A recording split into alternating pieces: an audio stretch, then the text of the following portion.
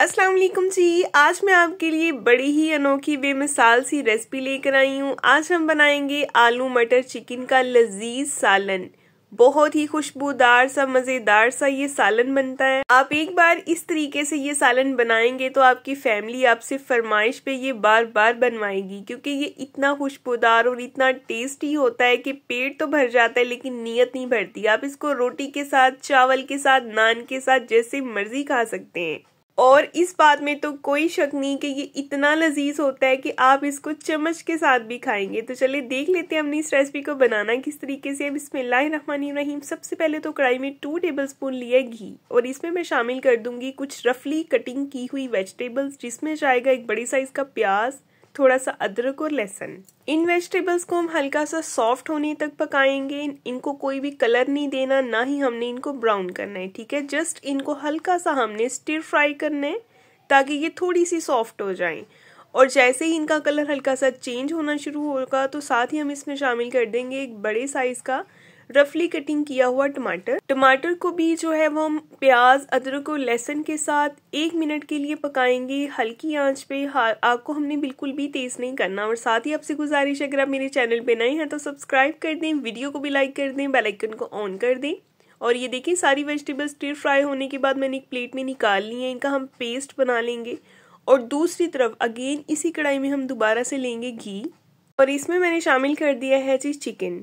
और इसमें जाएंगे कुछ खड़े मसाले, जिसमें 3 लौंग हैं, एक दालचीनी का टुकड़ा, एक बड़ी इलायची और 2 सब्ज इलायची, ठीक है। मिक्स करेंगे इसको और इन खड़े मसालों के साथ चिकन को हम हल्का सा फ्राई करेंगे ताकि चिकन का कलर जो है वो चेंज हो जाए। हमारे घर में जब भी ये सालन बनता है तो सब बहुत ही शौक से खाते हैं। इंशाल्लाह आप सबके घर वालों को भी ये सालन बहुत ही पसंद आएगा जब आप इस रेसिपी को ट्राई करेंगे। लेकिन शर्त यह है कि आपने पकाना इसी तरीके से जिस तरीके से मैं बता रही हूँ। जैसे ही चिकन का कलर व्हाइट हो गया तो मैंने इसमें शामिल कर दिए प्याज, अदरक, लहसुन, टमाटर, जिसका हमने पेस्ट बनाया था। और इस मसाले को हमने अब अच्छी तरह से भून लेना है जब तक घी हमें दोबारा से सेपरेट होता हुआ नजर नहीं आने लगता। और साथ ही साथ हमने इसमें कुछ स्पाइसेस भी जाने हैं। बहुत ही सिंपल और बेसिक से स्पाइसेस जाएंगे।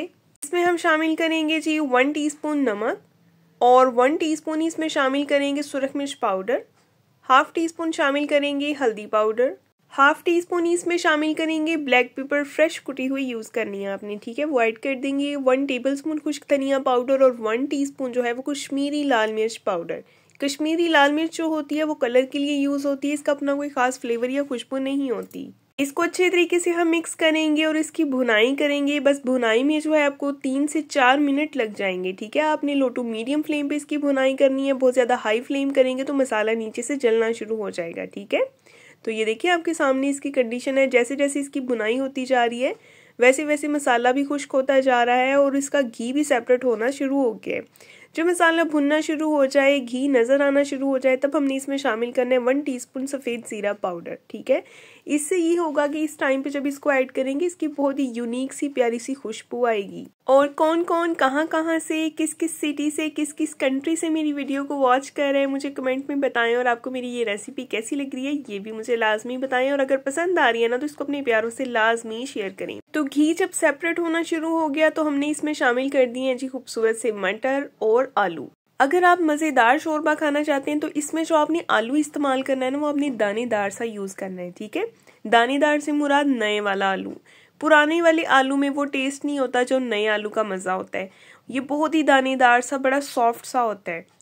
और अब मैंने इसमें थोड़ा सा जो है वो पानी ऐड कर दिए। जिस जग में मैंने अदरक, लहसुन, प्याज, टमाटर का पेस्ट बनाया था ना उसी जग में थोड़ा सा पानी डाल के घुमा के मैंने इसमें ऐड कर दिया ताकि कोई भी चीज़ जो है वो ज़ाया ना हो। 5 मिनट के लिए मैंने इसको कवर कर दिया था ताकि आलू मटर और चिकन अच्छे से गल जाएं। तो ये देखिए जी 5 मिनट के बाद आपके सामने इसकी कंडीशन है। अब हम हाई फ्लेम पे जो है इसको अच्छे तरीके से भून लेंगे ताकि मटर, आलू, चिकन सभी जो है एक दफ़ा अच्छे से इनकी भुनाई हो जाए। और ये देखिए घी जो है वो नज़र आना शुरू हो गया, आपके सामने इसकी कंडीशन है। अब हमने इसमें पानी ऐड करना है शोरबे के लिए, जितना शोरबा चाहिए। अगर आप थिक रखना चाहते हैं तो आप इस शोरबे को थिक भी रख सकते हैं, गाढ़ा रख सकते हैं।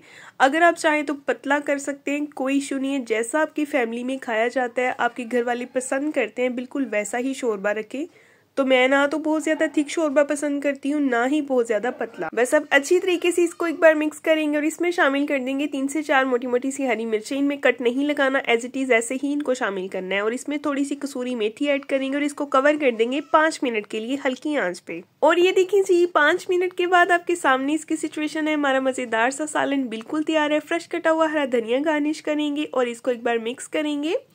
और एक मज़ेदार सी खुशबू अगर हम इसको मज़ीद देना चाहते हैं तो उसके लिए हम एक ऐसा मसाला इसमें ऐड करेंगे जो इसके टेस्ट को नेक्स्ट लेवल पे ले जाएगा और बेहतरीन खुशबू भी आएगी।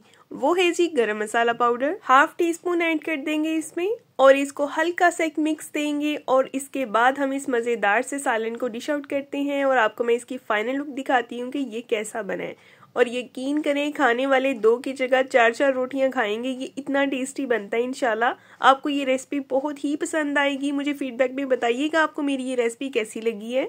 और चैनल को भी सब्सक्राइब कर दें, वीडियो को भी लाइक कर दें, बेल आइकन को भी ऑन कर दिया करें और कमेंट किया करें, क्योंकि ये आपकी तरफ से चाहत होती है, आपका प्यार होता है, आपकी मोहब्बत होती है कि हम आपके लिए अच्छा काम कर रहे हैं। और ये देखिए जी फाइनल लुक आपके सामने है। आपको ये कैसी लगी है रेसिपी। नेक्स्ट हम इंशाल्लाह मिलेंगे एक बहुत ही प्यारी और नई वीडियो के साथ। अपना बहुत सारा ख्याल रखें, अपनी दुआओं में याद रखें। मेरे चैनल पे विजिट करें, विंटर स्पेशल रेसिपीज़ भी आपको मिलेंगी और इसके अलावा भी ढेर सारी रेसिपीज़ मिलेंगी। तब तक के लिए जी अल्लाह हाफिज़।